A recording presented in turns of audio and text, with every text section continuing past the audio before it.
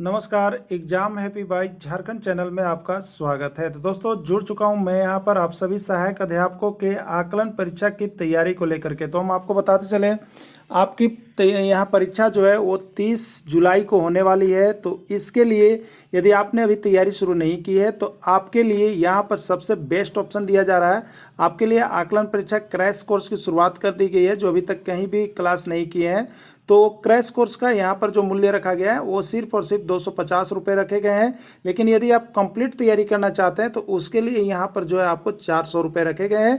सारे notes JCERT text book पाठ्यक्रम पर आधारित सारा नोट्स हाथ से लिखा हुआ बनाया गया है, जो कि स्पेशल आपके जैक मॉडल पर आधारित है और चैप्टर वाइज नोट्स यहाँ पर दिया गया है। तो यदि आप अभी तक इस नोट्स को लेकर के नहीं पढ़े हैं तो आप परीक्षा में जाने से पहले एक बार यह नोट्स को अवश्य पढ़ लेंगे, क्योंकि यह जैक मॉडल पाठ्यक्रम पर आधारित है और आपके टेक्स्ट बुक पर आधारित है। तो आपका जो यहाँ पर आकलन परीक्षा होना है वो आपके टेक्स्ट बुक पर ही आधारित होने जा रही है और यहाँ पर कम प्रश्न में बहुत ज़्यादा प्रश्न आपके भिड़ने की संभावना होगी। इसलिए आप यदि किसी भी बाजारू किताब की आप यहाँ पर पढ़ाई कर रहे हैं तो फिर ऐसा ना हो कि जेटेट के जैसा एक बार आपको पछतावा हो जाए कि 2 नंबर और 4 नंबर के खातिर फेल किए हो। तो यदि आप पछतावा नहीं चाहते हैं तो आप एक बार यहाँ से सारे नोट्स वीडियो PDF जरूर परचेज कर लेंगे।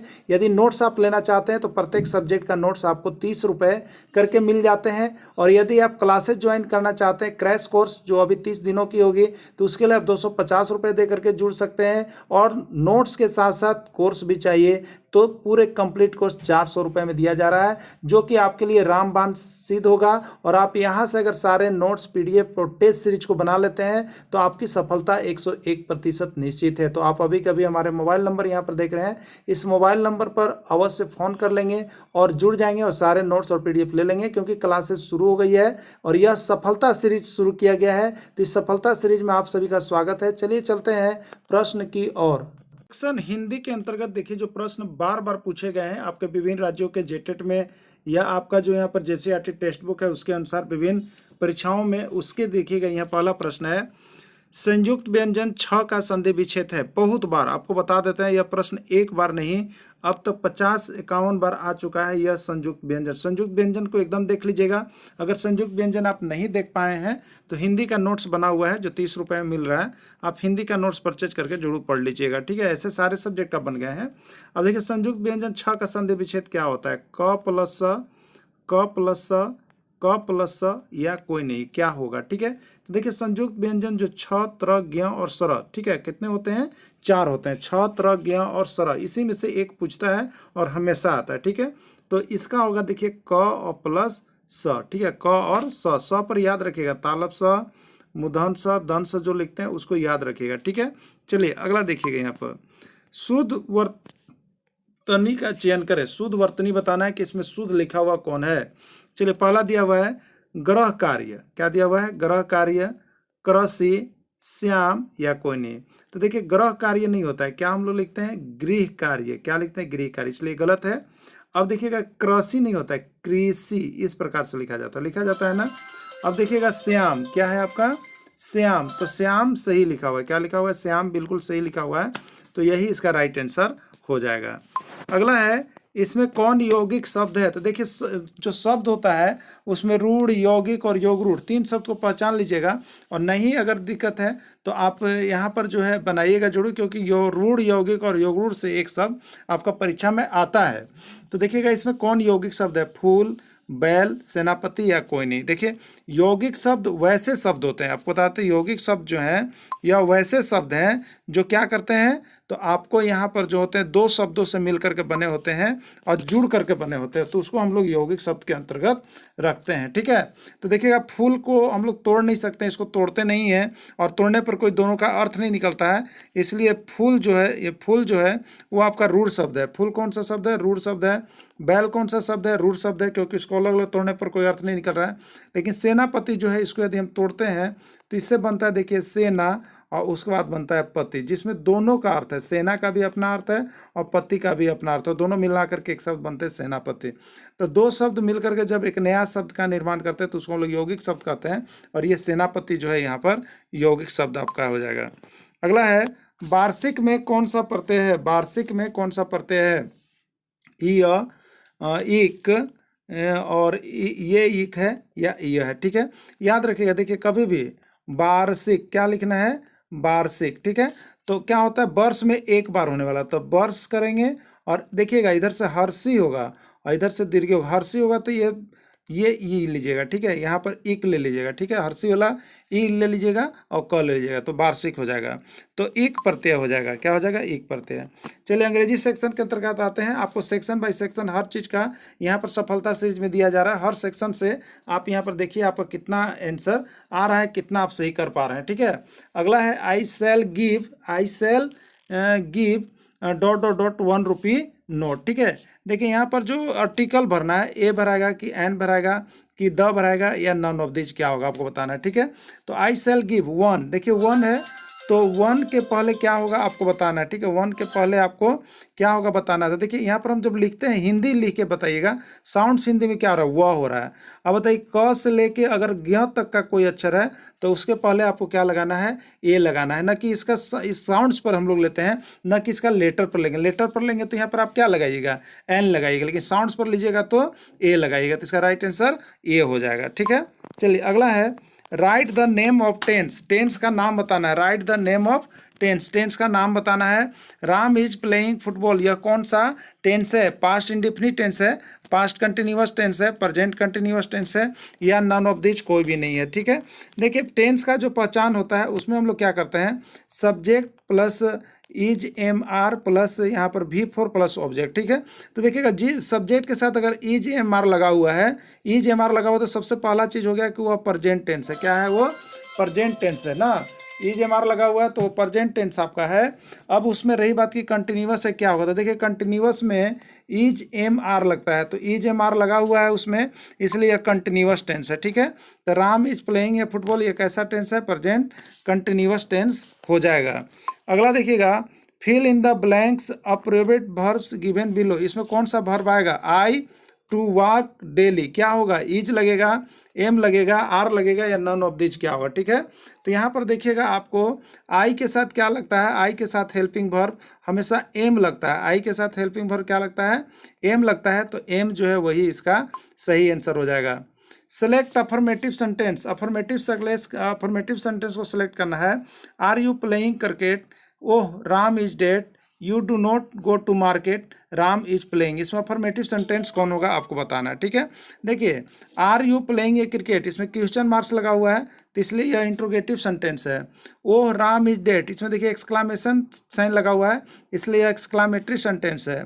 उसके बाद you do not go to market, देखिए निगेटिव लगा हुआ है, नो या नोट, तो ये निगेटिव सेंटेंस है। बाकी एक बचा राम इज प्लेइंग, क्या है आपका, राम इज प्लेइंग, तो यह जो हो जाएगा आपका राम इज प्लेइंग, यह आपका हो जाएगा यहाँ पर अफर्मेटिव सेंटेंस, ठीक है।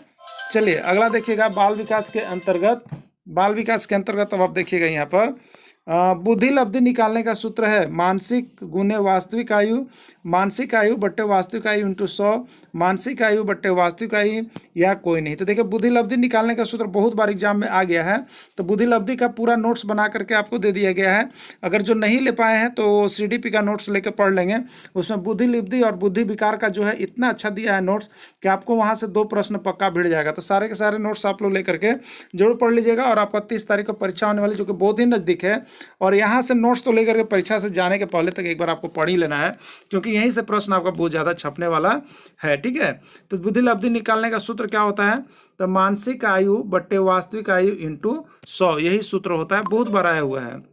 सामान्य संयुक्त कोशिका में गुण सूत्र के जोड़े होते हैं, सामान्य संयुक्त कोशिका में गुण सूत्र के कितने जोड़े होते हैं, 22, 23, 24 या 25। देखिए सामान्य गुण सूत्र जो कोशिका होती है उसमें जोड़ों की जो संख्या होती है वो आपको बता दे, देखिए 46 गुण सूत्र होते हैं, ठीक है।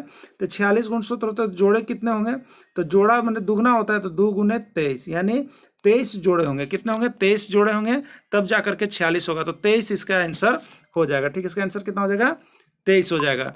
अगला है बच्चों के सामाजिक विकास को प्रभावित करने वाला कारक है आर्थिक तत्व, सामाजिक, शारीरिक या वंशानुगत, ठीक है।